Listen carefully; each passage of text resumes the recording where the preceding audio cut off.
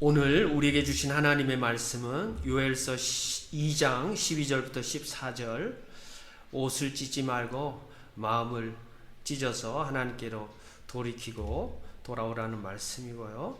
또 18절부터 32절 말씀, 하나님께서 생명력도 주시고 거룩한 성령도 부어 주시고 또 살아남은 자가 구원을 받는데 하나님을 피난처로 삼아야 된다, 이런 말씀, 오늘 하나님 말씀을 함께 나누고자 합니다. 제목은 살아남은 자의 존재 방식. 살아남은 자의 존재 방식. 우리가 어제 세상을 떠난 사람, 그렇게 살기를 원했던 그 하루를 오늘 새롭게 살아가고 있지 않습니까? 그럼에도 감격하기보다는 사실 두려운 게 더 많을지도 모르겠습니다. 사는 게 두렵지만 또 살아있는 게 감사한 우리의 인생입니다. 행복의 반대는 불행이 아니라고 합니다. 행복의 반대는 불행이 아니라 불만이라고 합니다. 불만이 많은데 어떻게 행복할 수 있겠습니까? 물론 건강한 불만도 있겠죠. 미래 개선을 위해서 문제 제기를 하는 것, 건강한 것이죠. 그러나 늘 불만을 가진다면 그 사람은 사실 불행한 사람이죠. 감사가 있어야 행복합니다. 불만이 많은 환경에서도 어떤 사람은 원초적인 감사를 하고 살아가고 있을 때 그 사람은 참 행복한 사람 아니겠습니까? 오늘 11월 첫 주일 우리는 추수감사주일로 지킵니다. 서로 위로하고 격려하며 감사하는 날이 되시기를 주의 이름으로 축원드립니다.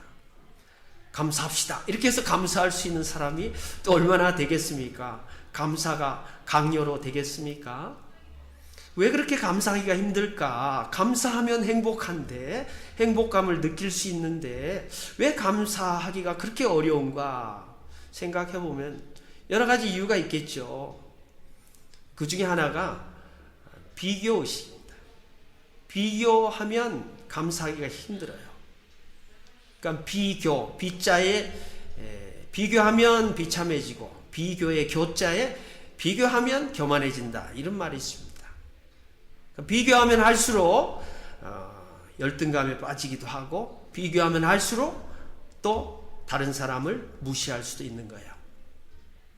왜 감사할 수 있는가? 하나님께서 우리에게 주신 생명 감사할 수 있죠. 그런데 상대적인 감사도 참 감사할 수 있는 이유가 되기도 합니다. 비교하면 감사하기 힘들지만요, 비교해보면 또 감사할 수 있는 게 굉장히 많다는 생각이 들어요. 오늘 아침에 식사 뭐 하셨나요?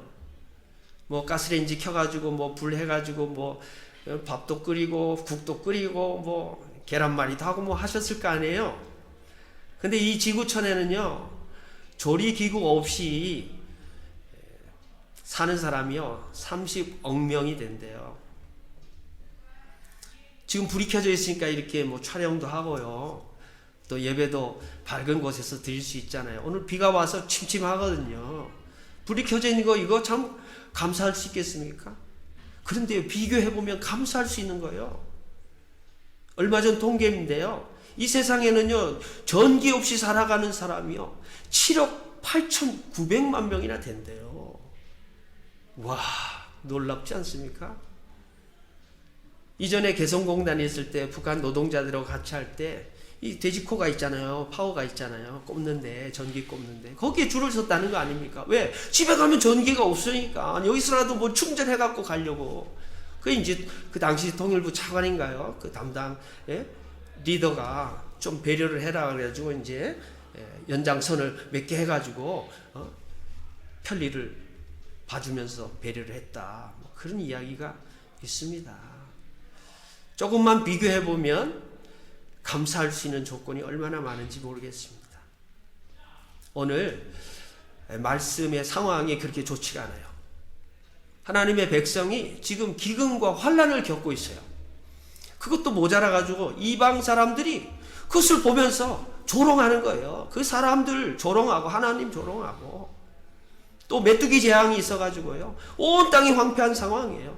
설상가상으로 북쪽에서 군대가 쳐들어온다. 이 공포에 사로잡혀 있는 상황이에요. 우리나라와 같지 않습니까?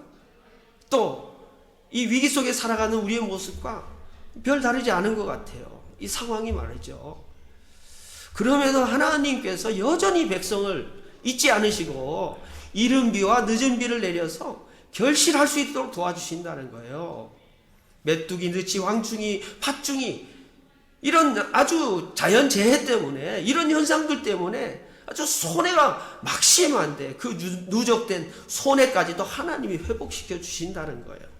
밀이 가득하고 새 포도주와 기름이 넘친다는 거예요. 이 하나님의 능력으로 가능하다는 거예요. 이것이 놀랍다는 찬양이 있습니다. 그 주님께서 권능과 사랑을 보여주시는 놀라운 열매죠. 하나님께서 자기 백성을 영원히 수치를 당하지 않게 하기 위한 하나님의 보장이에요. 하나님의 조치예요. 하나님의 대안이에요. 우리는 믿고 따라가야 되는 거죠. 놀라운 일을 행하시는 그 하나님, 자비를 베풀어 주셔서 우리를 치유하시고 회복시켜 주신 그 하나님, 그 하나님을 믿고 가야 되는 거예요. 그런데 나의 삶의 조건이나 환경이 그걸 허용합니까? 그럴 만한 상황입니까? 아니죠. 감사를 뒤흔들어대. 있는 믿음조차도 막 흔들어대. 그래서 반듯하게 오늘 10달 동안 지켜주신 하나님 앞에, 여기까지 지켜주신 하나님 앞에 다시 한번 감사하면서 이 성장 동력을 회복해야 돼요. 마가복음 4장 30절부터 32절에 겨자씨 비유가 나옵니다. 이 천국 비유예요. 우린 천국 백성이잖아요. 하나님의 주권, 하나님의 시간이 그 영혼과 잇대어 살아가는 사람이잖아요. 그러니까 쉽게 좌절하는 거나 쉽게 절망할 수 없는 사람들이에요, 사실은. 그 원동력이 무엇인가? 우리는 뭐 믿음 이렇게 얘기하지만 그 겨자씨처럼 자라는 그 능력, 그건 나에게 있는 게 아니라 자라게 하시는 하나님의 능력이 있다는 거예요. 비를 내려주시고 생명력을 주시고 살아가게 하시고 살려내 주시고 죽을 것 같은데도 우리는 지금 살아있잖아요. 그것은 또 다른 성장과 성숙의 의미죠. 자존심에 꽃이 떨어져야 주존심, 주님을 경외하는 열매가 맺어지는 겁니다. 나 자신을 막 드러내는 자존심 없이 살아가는 사람 마음도 없겠지만 그것 때문에요, 시험 당하고요. 그것 때문에 예수님께 더 가까이 못 가는 것이 우리의 현실 아닙니까? 자존심 때문에 싸우고요. 부부가요, 추석 때 싸웠는데요, 다음에 구정 때 화해했더래요. 얼마나 싸움이 격심했으면. 지금 우크라이나 전쟁은 620일째예요. 그러면 또 우리는 또 기억도 못하죠. 왜 또 새로운 전쟁이 또 터졌으니까. 아니, 생명을 살려내라고 기술력이 발전한 줄 알았더니 그 기술을 써가지고 사람을 죽이고 생명력을 저해하고 훼손시키는 일에 앞장서고 있다는, 이게 참 인간의 이 모순이죠.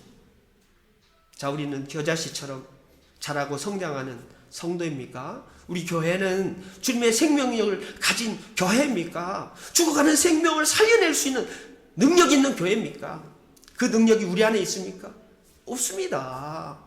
그래서 하나님께서는 우리에게 거룩한 영을 부어주셔서 하나님의 일을 대신하게 하시는 거예요.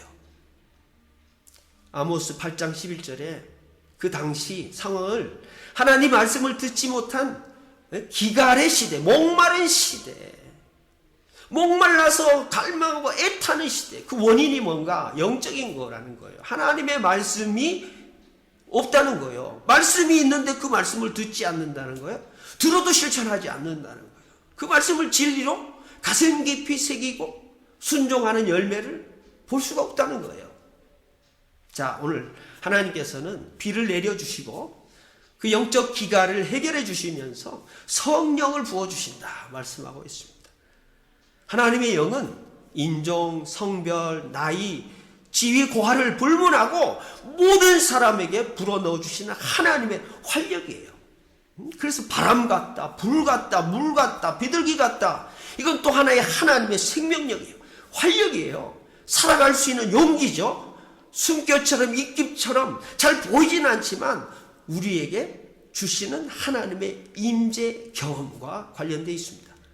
그래서 지도자들은 반드시 영이 임해야 돼. 성령이 임해야 돼. 우리나라에 귀신의 영이 임하는 아주 영험한 산이 2군데가 있어요. 그런 어떤 샤머니즘적인 게 아니고 하나님의 말씀을 통해서 하나님의 임재를 체험하고 사명을 감당하는 그 특별한 능력을 발휘할 수 있도록 하나님이 불러주시는 그 사람, 그 예언자고 지도자들이. 그런데 우리는 좀 착각할 때가 많아요. 하나님의 음성 듣고 엉뚱하게 열매를 맺는 사람들이 많단 말이에요. 한 가지 예를 들어보자면요. 이사야서 6장 5절 말씀이에요. 하나님의 음성을 들었어요. 하나님의 임재를 체험했어요. 반응이 뭡니까? 나여 망하게 되었도다. 자신을 인식하고 자기를 발견하고 자기를 씻고 자기를 반성하고 자기를 하나님 앞에 돌이키면서 회개하는 반응이에요. 근데 계시 받았다고 능력 받았다고 예언한다고 하는 사람들이 다른 사람 저주하고 망하는 걸 선포하는 경우가 적지 않아요. 자, 또 하나. 하나님이 이사야를 보고 누가 나를 대신해서 사명을 수행할까? 이 부르심에 누가 좀 응답을 할까? 이사야가 이렇게 응답을 합니다. 내가 여기 있나이다. 나를 보내소서. 우리는요, 은혜 받고 예언 받고 계시 받고 음성 들었다고 하면서요. 제가 저기 있는데요. 쟤 좀 보내주세요. 쟤는 왜 저래요? 하나님 쟤 좀 손봐주세요. 하나님 좀 심판하시고 징계하셔야 될 것 같은데 내가 봤을 때는 이런 계시를 받았다면 전혀 건강한 하나님의 음성 듣기가 아니라는 말씀을 드리고 싶은 거예요. 이사야를 보세요. 자기를 돌아보고 자기가 결단하고 그 길이 어려운 길이라 할지라도 자기한테 건강하게 적용해서 그 사명을 하나님 앞에 수행하겠습니다. 딱 결단하고 자기가 손해보고 억울할지라도 하나님의 길을 걷는 거잖아요. 그러니까 하나님의 말씀을 듣고 열매를 보면 진짜 들었는지 가짜로 들었는지 알 수가 있어요. 100%는 아니겠지만 하나님의 말씀을 들으면요, 하나님의 말씀을 전하게 돼 있죠. 또 그 계시와 예언의 능력은요, 개인적이고 사적인 이익이나 출세를 위한 것이 아니에요. 공동체를 위한 것, 공익을 위한 것이어야 말 때만 그것이 참된 예언을 받은 사람이죠. 참된 계시를 받은 사람. 그게 열매예요.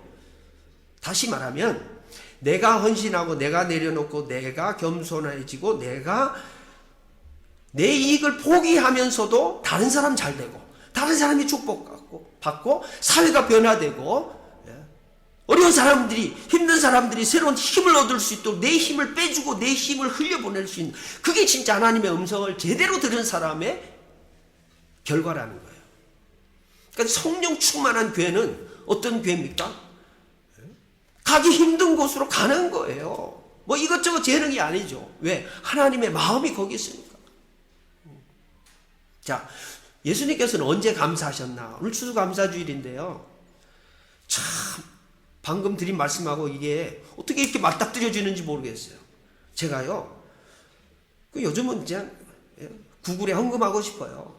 옛날 같으면 다 찾아야 되는데 감사 딱 치면요, 성경 처음부터 쫙 나와요. 성경 몇 개.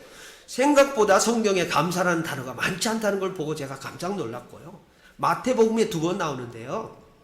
그 중에 하나가요, 그 천지의 주제이신 하나님 앞에 예수님이 기도하는데, 그러니까 잘난 척하고 지혜롭다고 하고 슬기 있다고 하는 사람들에게 하나님의 계시를 숨겨 놓으시고 어린 아이들에게 나타내 주셨다.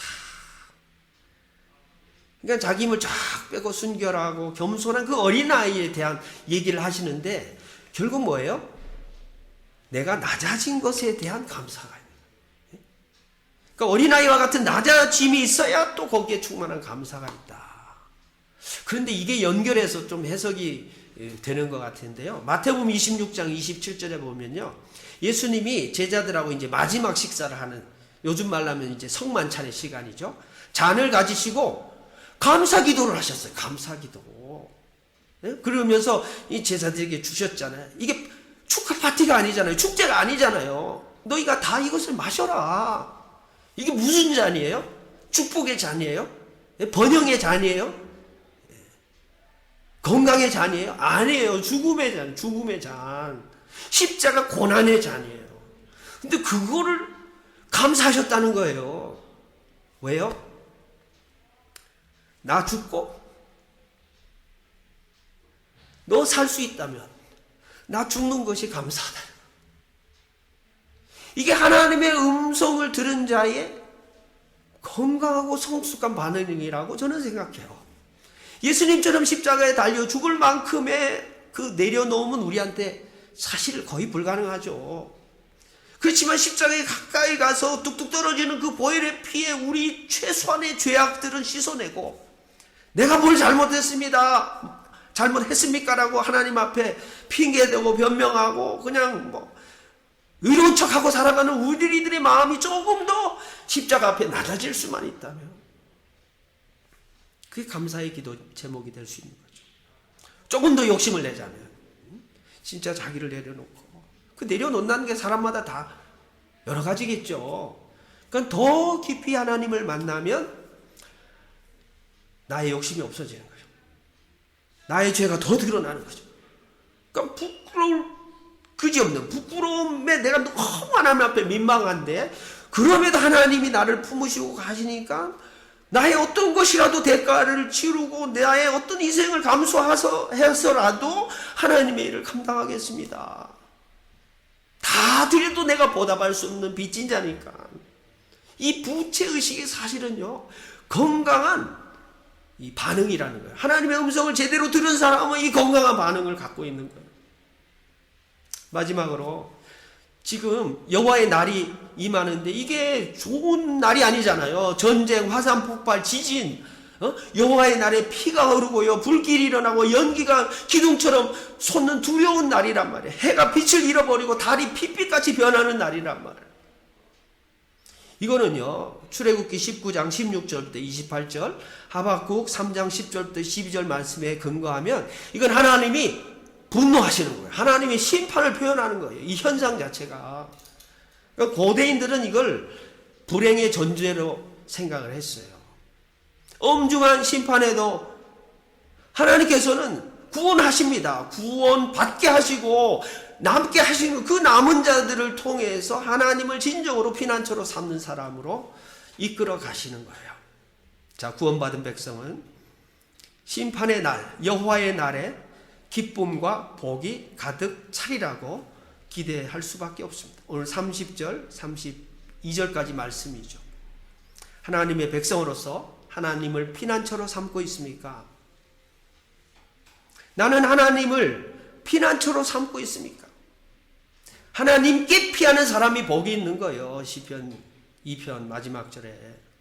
근데 하나님을 피해서 도망다니는 그 요나처럼 살면 안 되는 거죠. 이 교만한 거죠. 누가복음 18장 9절부터 14절에 보면 기도의 두 가지 유형이 아주 대조적으로 나오잖아요. 하나님 앞에 그냥 목 쳐들고 자기 잘난 것 막 자랑하듯이 인정받고자 하는 그 만족감으로 충만해가지고 종교생활하는 그 바리새인, 성전에 가까이 가지도 못하고 고개 푹 숙이고 그냥 하나님 앞에 죄인인 것을 고백하면서 불쌍히 여겨주십시오, 불쌍히 여겨주십시오, 하나님의 자비와 긍휼이 아니고는 나는 하나님 앞에 도저히 나갈 수 없는 존재입니다. 이 후자의 기도, 이 세리의 기도를 하나님이 들으신다는 거예요. 자, 오늘 살아남은 자의 존재 방식, 그건 바로 하나님이 주시는 그 생명력을 가지고 또 하나님의 거룩한 영을 사명으로 부여받고 그 음성을 듣고 건강하게 자기를 회개하고 또 영원하신 하나님 앞에, 그 부르심 앞에 사명을 가지고 다른 사람을 이롭게 하는 존재로 거듭나야 하지 않겠는가. 이게 살아남은 자의 존재 방식이라는 거예요. 궁극적으로 하나님이 우리의 피난처 되시기 때문에 또 하나님 앞에 고통과 어려움과 위기와 환난이 있다 할지라도 그 가운데 엎드려서 철저하게 자기 힘을 빼고 하나님 앞에 겸손하게 기도할 수 있는 그런 성도님들, 또 그런 교회가 될 수 있기를 주의 이름으로 축원드립니다. 기도하겠습니다. 사랑의 하나님 아버지, 감사합니다. 10달 동안 지켜주셔서 감사하고 또 여기까지 지금까지 지켜주신 은혜에 다시 한번 감격하며 진심으로 감사를 드립니다. 살아 있게 하셔서 감사합니다. 사는 것이 두렵지만 살아 있음에 감사하며 어제 그토록 살기를 원했던 그 생명, 그 시간, 그 자원을 오늘도 우리는 누리고 있음에 다시 한번 주님 앞에 감사하면서 뜻깊게 의미 있게 힘 있게 살아갈 수 있도록 성령을 부어 주시옵소서. 성령의 뜨거운 불길로 우리의 죄악들을 씻어주시고 성령의 물로 우리의 더러운 것들을 씻어주시고 성령의 빛으로 우리의 어둠들을 물리치게 하시고 비둘기 갇힌 성령의 은혜 가운데 우리의 높아진 마음들이 겸손하게 낮아질 수 있도록 주님이 인도하시고 동행하시고 축복하여 주옵소서. 예수 그리스도의 이름으로 감사하며 기도하옵나이다. 아멘.